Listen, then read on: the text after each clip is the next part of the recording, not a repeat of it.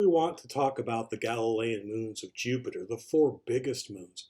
And it just so happens that this morning, while I was in the basement archives at the library looking for a vinyl first edition of The Button-Down Mind of Bob Newhart, I came across this wonderful volume that we have down there. Lots of interesting stuff down in the archive. You got to get down there at some point.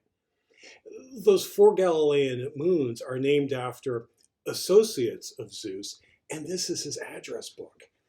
So we can see some of the stories and things that he had to say about these people. Now, of course, the first page is going to be Hera. For privacy reasons, we're not giving out any of the phone numbers. He tends to list things like that and who the children of the association were. On Hera, he just has one sentence. It's complicated. The innermost moon of Jupiter, so the one that's going to go around fastest, is named Io.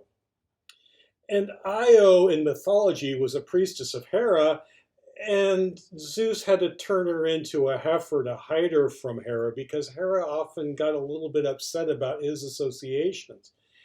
Eventually, he turned her back into human, and she ended up married to the king of Egypt. So I guess in that sense, everything turned out nicely.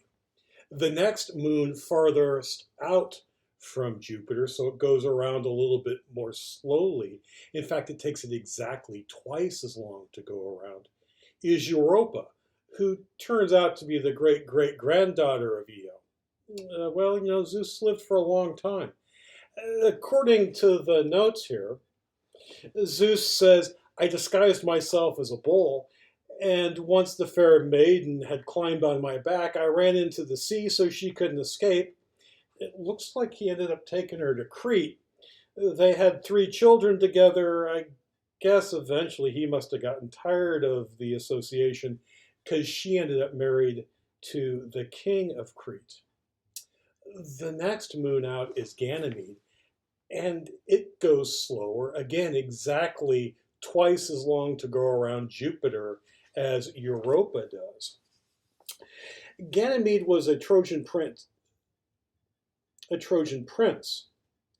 And this time Zeus changed himself into an eagle and swept him away to Mount Olympus, where he made him the cupbearer to the gods. So I guess he tests the wine to make sure it's not poisoned, and then hands it out to everybody, which would make him pretty popular, right?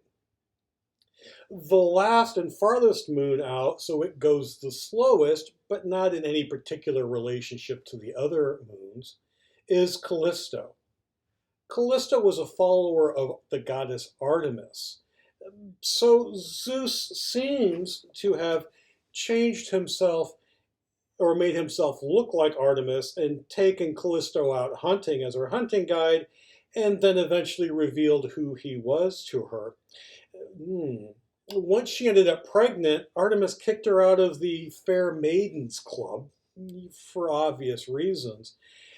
And Zeus turned her into a bear so Hera wouldn't figure out who she was. Zeus and Callisto's son was named Arcus, and one day he was out bear hunting, and just before he managed to shoot his mother with an arrow, Zeus changed him into a bear too. At this point, Hera was on to things, and so he cast them up into the sky where the 2 bears go around all the time. So that's how the moons got their name, and some of the stories that go along with them. And let's focus on some of the astronomy now.